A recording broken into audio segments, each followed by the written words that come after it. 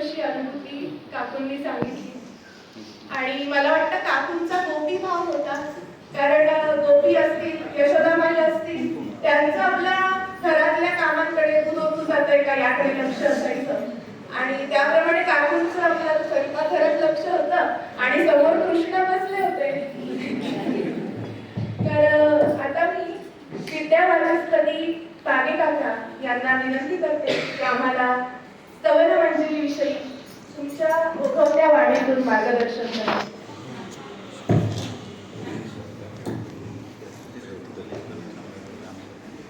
सद्गुरुनाथ भक्तराज महाराज की जय.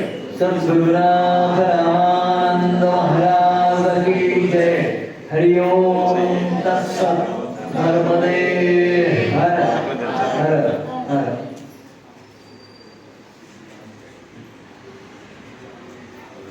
माझ्या प्रिय तम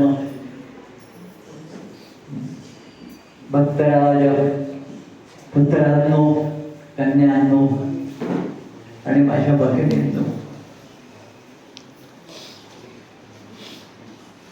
आजचा सोहळा शब्दातील आहे. मला भूतकाळात जाण्यापूर्वी तुळशीदास महाराजांच्या रामचरित मानसाच्या मंगलाचरणाची आठवण आली.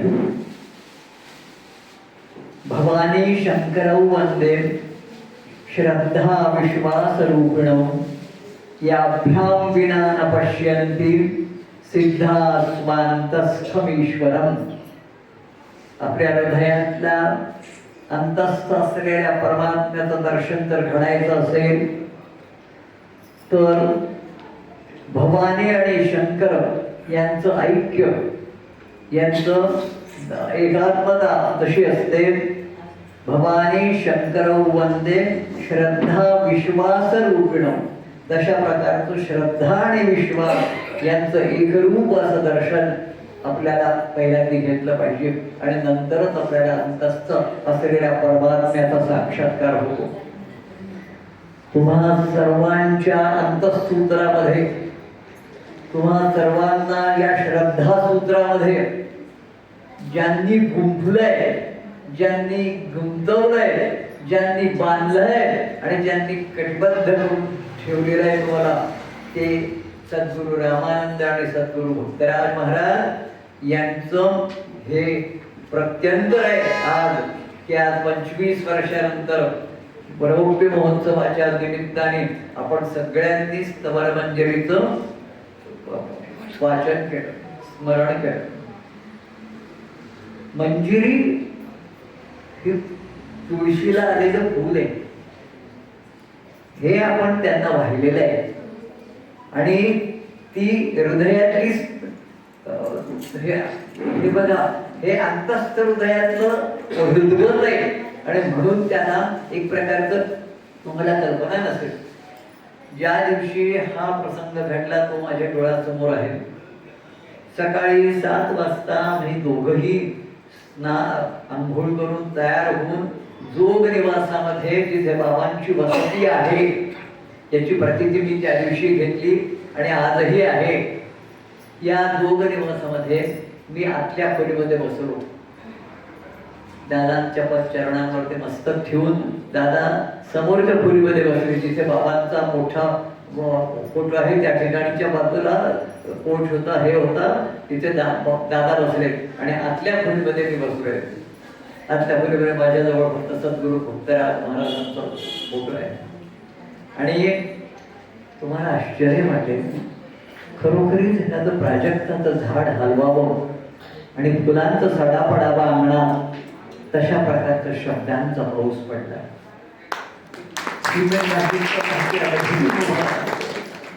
एकही शब्द मी फोडलेला नाही, एकही ओळ मी पुन्हा लिहिलेली नाही, एकही ओळीतलं एकही शब्द मी बदललेला नाही.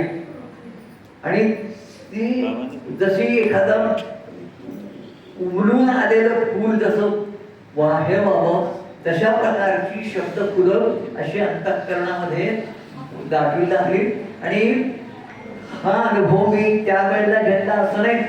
दादांचं चरित्र लिहिताना, बाबांचं चरित्र लिहिताना, मोरटक्क्याला रात्री बेरात्रीचा आग आल्यानंतर ते नर्मदेवर वरती गच्चीवर जाऊन नर्मदेचं दर्शन घेऊन मी एकटा पहाटे लिहायला बसायचं. या सगळ्या काळात मी ही अनुभूती घेतली की शब्दांचा धोधो पाऊस पडतो.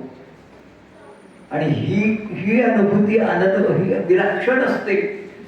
आज मला तुम्ही जर सांगितलं की अमुक काही लिही तर ते मी आज लिहू शकेन असं सांगू शकत नाही. पण त्यावेळेला मात्र अशी काय अवस्था, याचं कारण काय असतं, आपली हृदयाची जी स्थिती असते ना ती संपूर्णपणे त्यावेळेला त्या शक्तीला समर्पित होते. त्यावेळेला ती शक्ती पूर्णपणे आपल्याला आशीर्वाद देऊन आपल्याकडून करमवून घेते. मी करमवून घेते असा शब्द प्रयोग आपण प्रयोजक मी करतो किंवा केलं असा प्रयोग मी कदाही केलेला आहे. सद्गुरू नाना महाराजांची पोथी लिहित असताना असो, सद्गुरू भक्तराज महाराजांची चरित्र लिहिताना असो, एक दिवशी मी आपल्या तिथे शेड होतं, तिथे गव्हाचे पोते ठेवलेले असायचे, त्याच्या तिथे माझं बसायचं आसन असायचं. सकाळी मी उठल्यानंतर फक्त 2 याची गुलाबाची किंवा कुठली मोगऱ्याची फुले घ्यायची, बाबांच्या चरणांवरती व्हायची, बाबांना नमस्कार करायचा आणि तिथून येऊन मी माझ्या लेखनाला सुरुवात करायची. पुन्हा दिवसभरामध्ये मी बाबांशी कधी गोष्टी करायला गेलो नाही किंवा कोण त्यांच्याकडे आला आणि आलं नाही हे पाहायला गेलो नाही. एवढा मात्र मी संकल्प केला की बाबा एवढी माझी इच्छा आहे की तुमच्या या चरित्र लेखनाच्या काळात नानांनी एकदा तिथे यावं. आणि बरोबर एक दिवशी नाना महाराज, त्यांचे सुनबाई, त्यांचे चिरंजीव असे सगळे लोक बाबांच्या इथे आले आणि बाबांनी त्यांना सगळ्यांना मक्याच्या कणसाचे उसळ वगैरे असं देऊन सगळं त्यांचं स्वागत केलं. नानांनी पूर्णपणे त्यांच्या त्या वेळेला आशीर्वाद दिला. त्याच्यापूर्वी माझी नानांची पोथी झालेली आहे. नानांना याची कल्पना आहे की अण्णा आणि नाना आणि बाबा या तिघांचंही ऐक्य मी अनुभवलंय. अण्णांच्या चरित्राच्या लेखनाच्या दिवशी बाबांचं भजन बरोबर होईल असा संकल्प केला आणि तो झालाय. बाबा बरोबर त्या दिवशी भजनाला आलेले आहेत. आणि आरतीच्या बाबतीमध्ये सुद्धा मी तुम्हाला सांगतो, आरती हे काय असतं, आरती ही पूर्णपणे आशय मूर्ती असते. आपल्या आराध्य देवतेची आशय मूर्ती, त्याच्या कर्तृत्वाच्या सगळ्या कडांना स्पर्श करणारे शब्द प्रयोग त्याच्यामध्ये आलेले असतात. त्यांना सर्वसमावेशकता आलेली असते. आणि त्याच्यामुळे काय होतं की त्या आरतीमध्ये ती आरती पूर्णपणे जर वाचली आणि शांत रीतीने त्याच्यातल्या सगळ्या शब्दांचा अन्वय आणि अर्थ जर नीट रीतीने चिंतन केला तर लक्षात येतं की हे व्यक्तिमत्व काय आहे, या व्यक्तिमत्वाचा अंतरंग काय आहे, या व्यक्तिमत्वाचा बहिरंग काय आहे, या व्यक्तिमत्वाचा प्रभाव काय आहे, या व्यक्तिमत्वाचं सामर्थ्य काय आहे, हे संबंध लक्षात येत आपल्याला. आरती हा असं म्हणतात, रती सा आरती असा आरती या शब्दाचा अर्थ आहे. सांगायचं कष्ट की त्या आरतीशी एकरूप होऊन ज्यावेळेला सगळे लोक एका कंठाने ती आरती गात असतात त्यावेळेला त्या शब्दांचे अंतःकरणावरती होणारे स्पंदन आणि अंतःकरणावरती होणारे परिणाम हे लक्षणीय असतात. तर दादा यांची स्तवरमंजरी झाली. स्तवरमंजरी झाल्यानंतर तिथल्या तिथे माझी आरती कशी लिहू, कोणाची लिहू, कशी लिहू, क्षणात लक्षात आले की आरती ज्ञानराजा महाकैवल्यतेच्या सेविकी साधू संत मनुवेदना माझा आरती भक्तराजा दिव्य नाम. आणि त्याच्या त्यात लयीत, त्याच्या त्यात तालात, त्याच्या त्यात भावात ती आरती जन्माला आली. आणि त्याच्यामध्ये त्यांचं जे काही जसं ते अन्नपूर्णेचा तृप्तावतार हा जो शब्द प्रयोग आहे, हे शब्द प्रयोगच इतके विलक्षण असतात, इतके सार्थ असतात, अन्वर्थक असतात आणि असं वाटायला लागत असतं की हे जन्माला कोण आणलंय, आपण नाही आणलंय. विचार नाही करू शकत, विचार नाही करत, लक्षात ठेवा. विचार करून लिहिणं हा भाग वेगळा आहे आणि उत्स्फूर्त रीतीने उमलणं हा भाग वेगळा आहे. तर हे जे उत्स्फूर्त रीतीने उमलल्याचं प्रतीती जी असते ती प्रतीती ती साक्षात बाहेर दादा बसलेले आणि दादांना मी आरती झाल्यानंतर ताबडतोब दादांना प्रार्थना केली, दादा मला हे आता ऐकत होत. पहिले श्रोते दादा आहेत, आमची ही आशाताई आहे, आमचे अनिलराव आहे, हे घरातली आपली मंडळी जी होती ते सगळ्यांनी आणि मग त्या दिवशी ठरलं की सायंकाळी सगळ्या भक्तांना बोलवायचं आणि त्यांच्या समोर स्तवनमंजरीचं वाचन करायचं. त्या कार्यक्रमाला बहुधा इथे असलेल्यापैकी अनेक लोक उपस्थित असतील अशी माझी पूर्ण सर. हे तिसरे नाही मला स्नेहाचे बाबा नाहीये का? अच्छा, ते आले नाही ना. मला हे सगळे त्या दिवशी बरोबर सगळेजण होते आणि अप्रतिम असा मुग्ध करणारा असा संध्याकाळचा तो कार्यक्रम झालेला आहे. दादांनी बाबाने लिहिली त्यावेळेला ही पोरगी माझ्या बरोबर होती.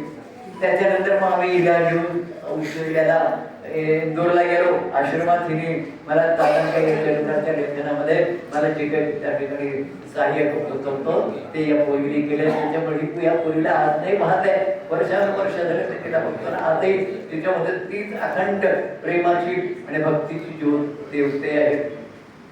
सांगायचं तात्पर्य तुम्हा सर्वांच्या कृपेने, तुम्हा सर्वांच्या कृपेने असं मी का म्हणतो, हे कुणाकरता झालं, हे कुणी केलं, हे कुणामुळे झालं असा विचार आला तर हे भक्तांकरता झालंय. भक्तांनी करून घेतलेलं आहे. भक्तांच्या हृदयातल्या उत्कट भावनांना मिळालेला हा शब्दाकार आहे. हे शब्द ब्रह्मस्वरूप आहे आणि या शब्द ब्रह्मस्वरूप अशा याला साक्षात्काराला आज मला इथे उपस्थित राहण्याची भाग्य मिळालं आहे. हे माझं भाग्य आहे.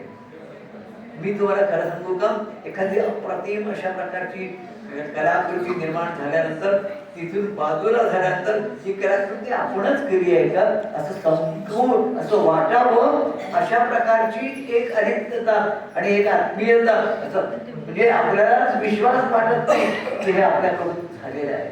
आणि अशा याच्यामध्ये मला तुम्हा सर्वांना मी प्रणाम करतो. खऱ्या अर्थाने तुम्ही निष्ठावान उत्तम आहात आणि तुमच्या सर्वांच्या श्रद्धा सूत्राला मी वंदन करतो.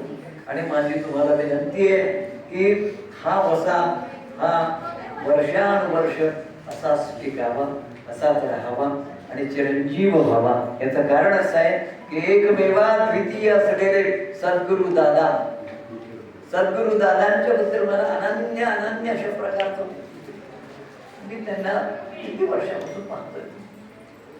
बघता बघता बघता बघता मला एक लक्षात आलंय की या व्यक्तित्वाने केवढी मोठी उंची गाठली, या व्यक्तित्वाने केवढी मोठी उंची गाठली आहे की त्यांनी स्वतःचं अस्तित्व संपूर्णपणे बाजूला केलं आणि पूर्णपणे लय पावले ते बाबांच्या व्यक्तिमत्वामध्ये. आणि म्हणून रामानंद माझा भक्तराज अशा प्रकारचे हे जे शब्दप्रयोग सुचतात, येतात किंवा बोलतो, याला कारण त्यांचं व्यक्तित्व असतं. आणि आज या म्हणून मला हे वाटलं की ही बाबांनी जन्माला आल्यानंतर त्यांचं पूजन त्या दिवशी आमच्या घरी झालं. त्यावेळेला पहिल्यांदा त्यांना ते बाबांनी ऐकवले. एक लक्षात घ्या, आपल्यावरती कितीही प्रकारच्या स्तुतिसुमनांचा वर्षाव झाल्यानंतर आपली हृदय स्थिती जोपर्यंत अविचल, अभंग आणि अखंड अशा प्रकारची शांत राहते, त्यावेळेला आपल्याला खऱ्या अर्थाने कुठेतरी प्रत्यंतर आत्म्याला साक्षात्कार होतो. आणि हे दोन्ही साक्षात्कारी सत्पुरुष जे आहेत ते आपल्यासाठी आजीवन आमरण आपल्याला असं दिसेल आमचे मार्गदर्शक आहेतच. अखंड आमच्या समोर अखंड नाम होते तसे अखंड आमच्या समोर सोबत हे आहेत आणि राहतील. मी सर्वांना पुन्हा माझ्या हृदयातून नमन करतो. आणि या सर्वांवरती आमच्या या सद्गुरुद्वयाने पूर्णपणे कृपाशीर्वाद द्यावा अशा प्रार्थना करतो आणि माझी मी 2 शब्द संपवतो. हरि ओम.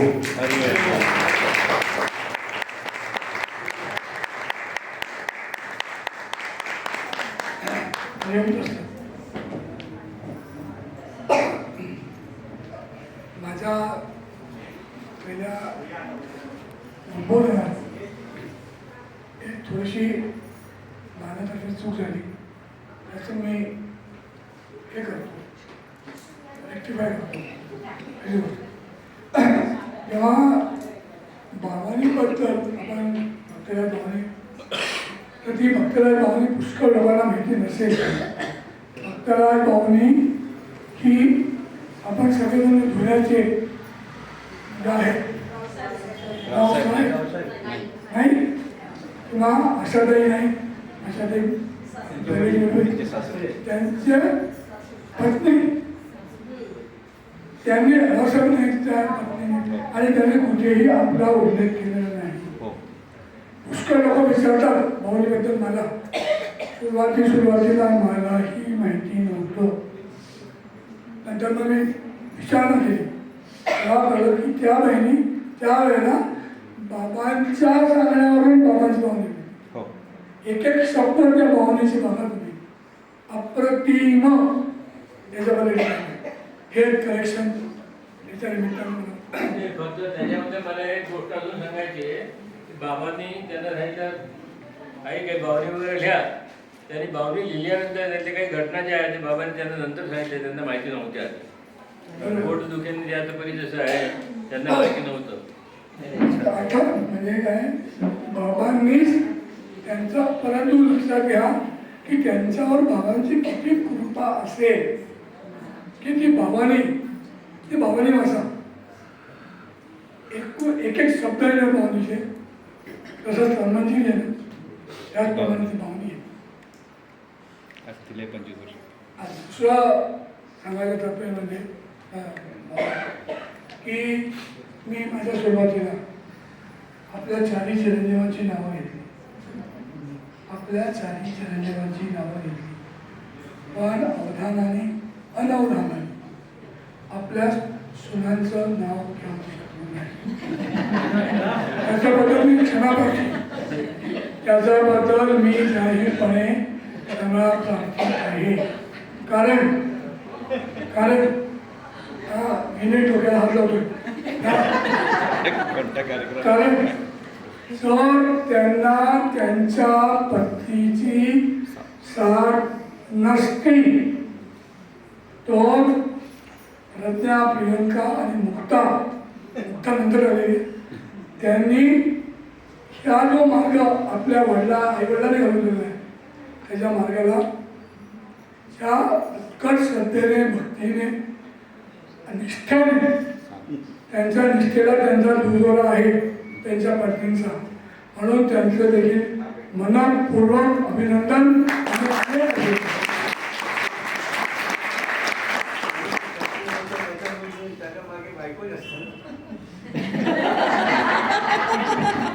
आता माझी बायको इथे असल्यामुळे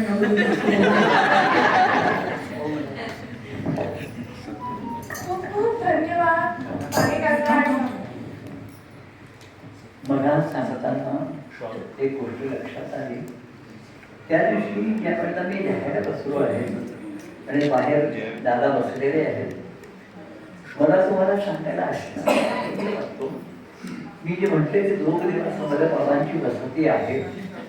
ही प्रतीती जी असेल ही प्रत्यक्ष रीतीने तुम्ही त्या दिवशी घेतली आणि त्याच्यामुळे मला असा आनंद वाटतो की त्या दिवशी आपण ज्या वेळेला हे लिहितोय त्याच्यानंतर दादांच्या समोर इतक्या ज्याला साक्षात्कार म्हणतात ह्याची जी प्रतीती असते ही प्रतीती प्रत्यक्ष रीतीने त्या दिवशी अनुभवली. कारण कुठल्याही प्रकारचा विचार किंवा कुठल्याही प्रकारचं चिंतन, कुठल्याही प्रकारचं बॅकग्राऊंड अशा प्रकारचं नसताना आणि संबंध चरित्र डोक्यामध्ये आहे त्या मी ज्या वेळेला लिहितोय त्यावेळेला तिथे आणखी का मी हाताशी कुठल्याही प्रकारचा आधार ग्रंथ म्हणून आपलं पूर्वी बाबांचं गेलेलं चरित्र जे दादा असं आहे. माझं ऑपरेशन झालं होतं डोळ्यांवरती बरेच अत्याचार झाले. 3 रेटिना डिटॅचमेंटचे ऑपरेशन झाले आणि एका डॉक्टर पेडणेकरांच्या हॉस्पिटलमध्ये उज्जैनला माझं ऑपरेशन हे झाल्यानंतर त्या ऑपरेशनच्या नंतर माझ्या दोन्ही डोळ्यांचा पट्ट्या लागलेल्या होत्या आणि रात्री बाबा मला भेटायला दवाखान्यामध्ये आले. रात्री भेटायला आल्यानंतर त्यांनी हातात घेतला अरे आणि म्हणाले मला, अरे तू नानांचं चरित्र लिहिलं तर ते सगळे लोक कसे खाली बसून पाटावर बसून वाचतात आणि तसं माझं चरित्र लिहिलं तर तू ते लोक खुर्चीत बसून वाचतात. तर तू असं माझं असं चरित्र लिही की जे लोक खाली बसून वाचतात, त्या मांडी घालून खाली बसून श्रद्धेने वाचतील. आणि आम्ही तुम्हाला दिव्यदृष्टी दिली, घ्याल तुम्ही बघा. हे त्यांचे जाण्यापूर्वीचे उद्गार आहे. त्याच्यानंतर बाबांचं महानिर्वाण झालं. त्याच्यानंतर एक दिवशी दादा आले घरी उज्जैनला. म्हणाले तुम्ही त्यांना म्हणाले होता मी काही लिहिली ते लिहायला केव्हा येतात. आणि नंतर मग मला ठरवलं की नाही आता गेलं पाहिजे. आणि हे करताना म्हणजे माझ्या बळाने नाही मी बोलत, बोलविता धनी तुझी माझा. माझ्या बळाने नाही मी चालत, चालविता धनी तुझी माझा. हे जे काही शब्द प्रयोग असतात यांची प्रचिती मी त्या ठिकाणी घेतलेली आहे आणि ती प्रचिती सांगण्यासाठी मी तुम्हाला पुन्हा थोडासा त्रास दिला, त्याबद्दल क्षमा. तुम्हा सर्वांना माझा प्रणाम.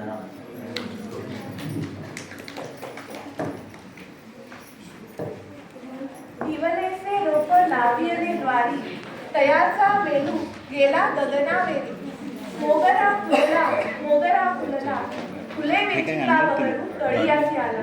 मला वाटतं पागे काकांचे शब्द सुमन अशाच प्रकारे बहरत गेले. 8 मिनिटांमध्ये रंग झाले आणि स्तवन मंजरी आणि आरतीची निर्मिती झाली. तर या इतक्या सुंदर योगावर आपण सर्वजण इथे जमलो आहोत, जे भाग्यवान आहोत. आपण आता पुढच्या कार्यक्रमाकडे वळूया. म्हणजे पूज्य वंदनीय पागे काकांच्या सत्कारासाठी मी बापट काकांना विनंती करते की त्यांनी आदरणीय पागे काकांचा सत्कार करावा.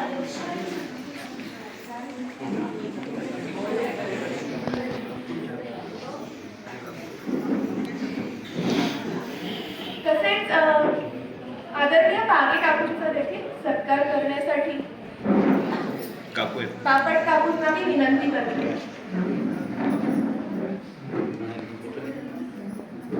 श्रीफळ आणि शाल देऊन काकांचा सत्कार करण्यात येतो आहे. सद्गुरुनाथ अनंतानंद महाराज की जय. सद्गुरुनाथ दत्तराय महाराज की जय. सद्गुरुनाथ रामानंद महाराज की जय. सद्गुरुनाथ अच्युतानंद महाराज की जय. हरि ओम तत्सत्. नर्मदे.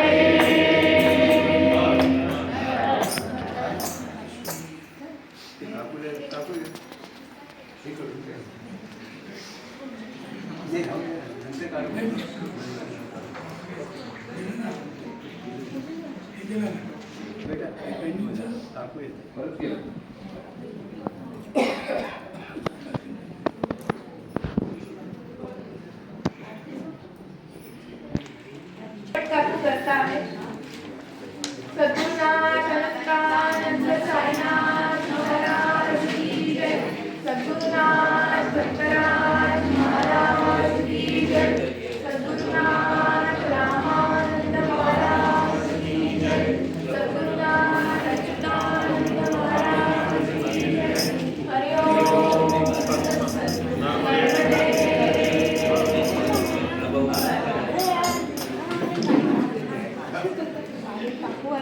काकूंची काकांना कायम सर्व ठिकाणी. आणि काकू अशा एक व्यक्ती आहेत ज्या काकांना जिथे चुकतील तिथे झोपेतही करेक्ट करू शकतात.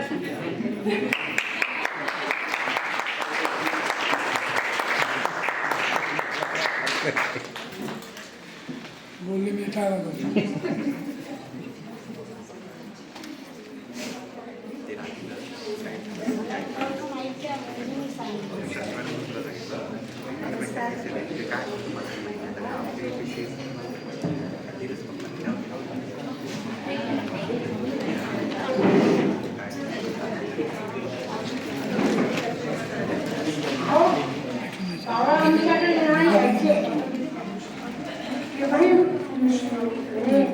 त्यांनी फार वगैरे सांगू नये, अचानक यायचे आणि आल्यानंतर आम्हाला सांगायचे तुम्ही आता दिवसभराच्या थकलेले आहात, तुम्ही सगळ्याजणी बाजूला व्हा.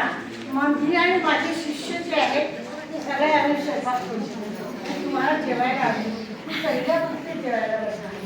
मला सांगते असा संत मी पाहिला नाही की जो संत आम्हाला सांगतो भक्तांना की तुम्ही बसा पहिल्या पद्धतीमध्ये, आणि मला पहिल्या पद्धतीपासून होते आणि स्वतः स्वयंपाक करायचे. आणि त्याचे मी गेलो की मला सगळे शिष्य येते माझे आणि ते मला मदत करते. आणि मला सगळ्यांना म्हणजे असा संत मी आयुष्यात पाहिला नाही की तो स्वतः स्वयंपाक करायला यायचा पुढे आली. आम्हाला सगळ्यांना सांगायचे की तुम्ही बसा, थकलेले आहात तुम्ही बसा, आणि आम्हाला सगळ्यांना जेवायला आणायचे प्रेमाने. असा मी प्रेमाने संत पाहिला नाही. आमच्याकडे यायचे तेव्हा तेव्हा कधी वेळ बघा तरी सांगून नाही यायचे की अमक्या तारखेला येतोय की अमक्या दिवशी येतोय. अचानक यायचे आणि अचानक येऊन आम्हाला सगळा आपला आनंद लुटून जायचे. भजनं इतके म्हणायचे भजनं. त्यांच्या भजनांची तर इतकी सुंदर रीत होती की भजनं म्हणायला लागले की अक्षरशः आम्हाला वेळ लावायचे सगळे. असा त्यांचा आम्हाला अनुभव आलेला आहे. भक्तराज देवांच्या भक्तराज महाराज की जय. मला त्यांनी सांगितलं तर मी ऋषपंचमीला येईन तुमच्या त्या उत्सवाला. मी आपला वेड्या धाका वाट बघत असतो आणि तुम्हाला आश्चर्य वाटतं तुम्हाला 2:30-3 पर्यंत ते आले नाहीत. काय वाटलं असेल? आणि आपल्याला आपल्या जीव इतक्यात तगमगून जातो, आपल्याला असं वाटायला लागतं की तेव्हा काय आमची चूक झाली काय.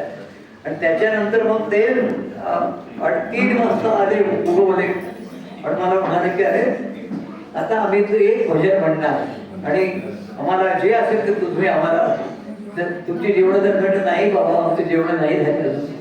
आणि मग त्यांनी कोणतं भजन म्हणावं?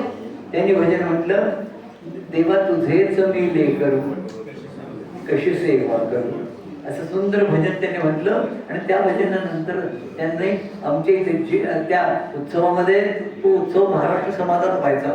तिथे जे होतं ते त्याचं त्यांनी ग्रहण केलं आणि संध्याकाळी शांत रीतीने केले. एक लक्षात घ्या, परीक्षा पाहणे. अरे बाबांचं चरित्र लिहायचं ज्यावेळेला त्यांनी मला होकार दिला त्यावेळेला मी त्यांना फक्त एकच प्रार्थना केली की माझी एवढी इच्छा आहे की माझ्या चरित्र लेखनाच्या काळात तुम्ही इंदोरलाच आश्रमात राहायचं, इंदोर सोडायला भ्रमणाला जायचं नाही. हो हो हो हो ते म्हणाले. आणि मी माझं संबंध कपडे तिथे राहण्याच्या दृष्टिकोनातून पुस्तकं किंवा लेखन हे सगळं घेऊन मी इंदोरमध्ये ज्या दिवशी दुपारी 12-12:30 आश्रमात पोहोचलो तर मला पहिलं काय त्यांनी म्हणावं, मी आत्ता जरा जाऊन येतो म्हणे मुंबईला. तुम्ही मला मी तुम्हाला मी केविलवाडा झालो तुम्हाला प्रार्थना काय केली होती? नाही मी येतो, काही काळजी करू, 8-10 दिवसात येतो. 8-10 दिवसात म्हणजे 8-10 दिवस मी नुसता एकटा आश्रमामध्ये त्यांची वाट बघत राहिली. मी कशाला गेलो होतो आश्रमामध्ये? घरी काही खायला मिळत होतं म्हणून गेलो होतो का? मी आश्रमात त्यांच्या करता गेलो होतो. त्यांची शब्द 2 शब्द कार्य पडतील आणि मला गती मिळेल लेखनाला. या गेले माझ्या समोर बाहेर गेले काय वाटलं असेल माझ्या विचार करा तुम्ही ज्या इतक्या अंतःकरणामध्ये हे घेऊन आपण गेल्यानंतर तर असं ते निघून गेले पण एवढं मात्र करून दुसरे दिवशी बरोबर 24 तासात ते परत आले. अरे मी तुझी काल परीक्षा पाहिजे ते मला म्हणतात मी तुझी परीक्षा पाहिजे की मी असं म्हटल्यानंतर तुही राघव म्हणतो की काय मी चाललो मला तो घ्यायला नाही केलं मग आता मग थांबलं पाहिजे आणि मग थांबले आणि त्यावेळेला काय होतं माहिती आहे का त्यावेळेला तिथे विहीर होती आणि एक लहानसं हे होतं त्यात इथून आतमध्ये जायचं आणि पलीकडे एक शेड होतो त्याच्यामध्ये पोते वगैरे भरलेले होते गव्हाचे वगैरे असे असे आणि या सगळ्याच्या ह्याच्यामध्ये आमचा तिथला दिनक्रम मग सुरू झाला आणि त्या सगळ्या दिनक्रमामध्ये त्यांचं चरित्राचं लेखन सुरू झालेलं आहे. सांगायची गोष्ट म्हणजे देव परीक्षा पाहतो आणि आपल्याला आपल्या याची उत्कट रीतीने परीक्षा घेतो आणि त्याच्यात आपल्याला जर म्हणजे फार नाही पाहत पण पाहतो परीक्षा पाहतो म्हणजे आपल्याला हवं तसं तो करू शकत नाही कळत नाही. हरिओम दत्त कार्यक्रमाचे सांगतात महाप्रसादाच्या आधी कार्यक्रमाचं सांगतात